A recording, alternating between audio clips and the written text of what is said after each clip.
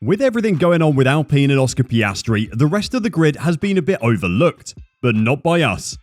Mick Schumacher's contract is up at the end of the year, and Haas have some huge decisions to make. It is safe to say that opinions on Mick have been mixed this season, kind of like the quality of his driving. Now is the time for Steiner to make a decision, but with everything else going on, what is the Haas boss going to do? Mick Schumacher's start to his Formula 1 career has been slow, and I don't just mean that in terms of the car he's driven. 2021 was his first year in Formula 1, and after winning the Formula 2 championship, he must have had high hopes for his first season in the big leagues. Unfortunately for him, the 2021 Haas car was one of the worst in Formula 1's recent history, and a best finish of 12th wasn't exactly lighting the F1 world on fire. With the change to car regulations in 2022 though, he's started to make some progress. When assessing how he's done so far, I think it's best to just look at this year and ignore last year. Haas never really gave him a chance in 2021. Ignoring Saudi Arabia and Monaco, where he managed to split his car in two, Mick's season hasn't been awful. Those two crashes were awful. The Saudi Arabia one in particular was very nasty, but maybe not 100% his fault. A dodgy sausage curb caught out other drivers that weekend as well. What those crashes did do though was create a lot of tension in the team. What Haas have in personality, they lack in cash, so when Mick totaled 2 cars in 6 races, team boss Gunther Steiner was obviously not happy.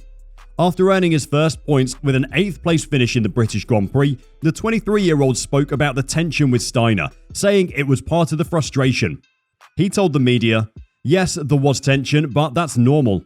We all want to score points, and I think that's part of the frustration, and I understand that.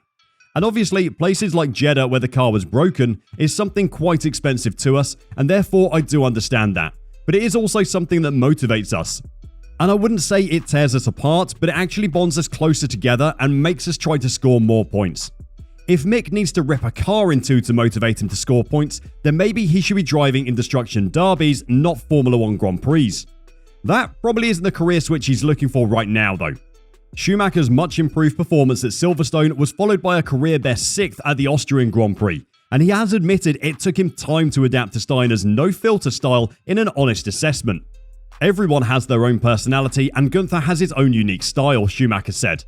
"There is hardly a filter between what he thinks and what he says. I had to adapt to that because I didn't know that before. But maybe that pressure makes me perform better. And that pressure is positive anyway, because if you ever come to fight for a championship, you have to deal with that pressure too." While Mick and Gunther may be bonding over the constant stream of swear words that leave the Haas team boss's mouth, Mick hasn't been impressing his potential future employers. Mick currently sits 15th in the driver standings, 2 places above Zhou Guanyu, who's probably the most comparable driver on the grid at the moment. Zhou may have scored 7 points less than Mick, but the atrocious reliability of the Alfa Romeo means he hasn't finished 5 races this season. Both are the junior drivers at a Ferrari customer team, and both have an average race finish of 12.7th position this season. Call it 13th position for simplicity's sake. Due to his father being the legendary Michael Schumacher, Mick's future has always been laid out before him. Everyone knows that eventually he'll end up at Ferrari and win some championships for the Scuderia and carry on his father's legacy, right? Well, on his current performance, Mattia Binotto doesn't seem to be convinced that is his future. And what makes him a better candidate for that future than Zhou Guanyu? According to the German press, the current Ferrari boss is not fully convinced by Schumacher Jr., though his opinion might not matter by the time we get back from the summer break. We actually did a video on Mattia's survival chances recently, and you should definitely check it out after this one. Before Mick worries about that destined Ferrari seat though, he needs to be thinking about his current drive, Haas.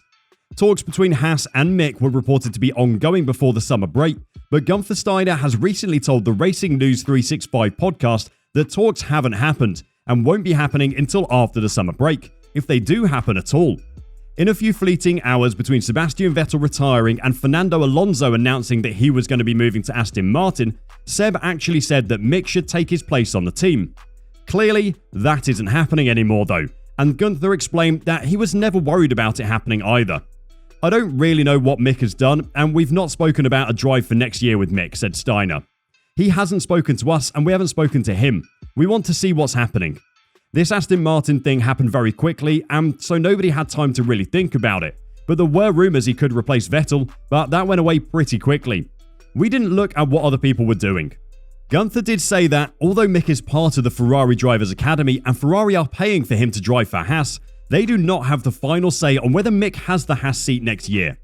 No, we don't have to wait to see what Ferrari say, the team boss told the media.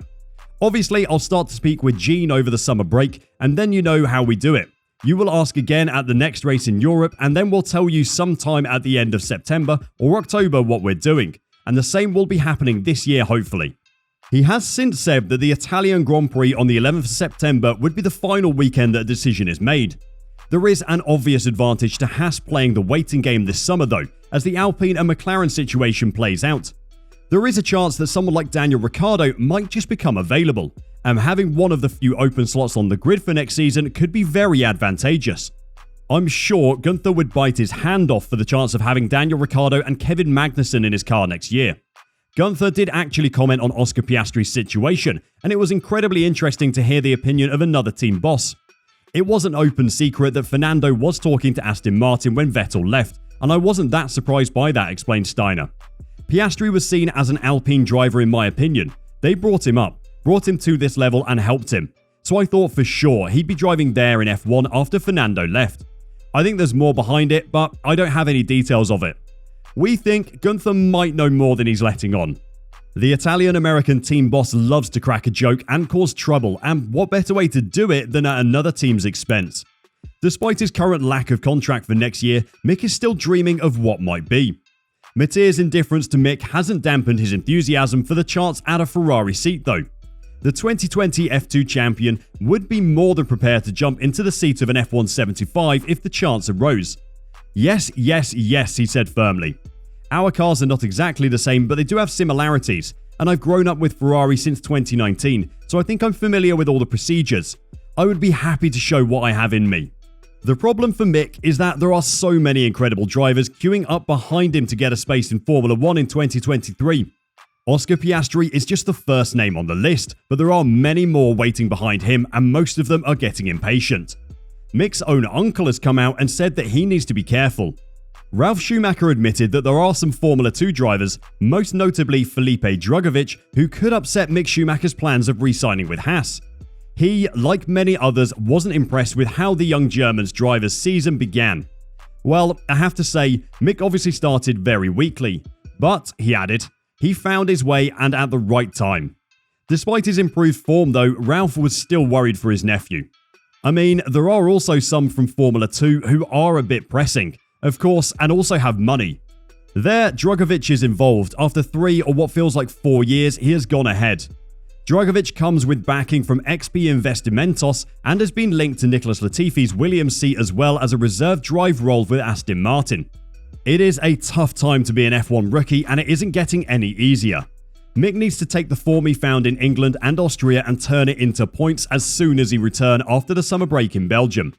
The onus is on him to prove why he deserves his place, because if he doesn't, then someone else will come along and take it. Do you think Mick will manage to keep his Haas seat, or will he be elsewhere next season? Or maybe he'll be out of the sport completely? Let us know what you think will happen in the comments down below, and until next time, drive safe and bye for now.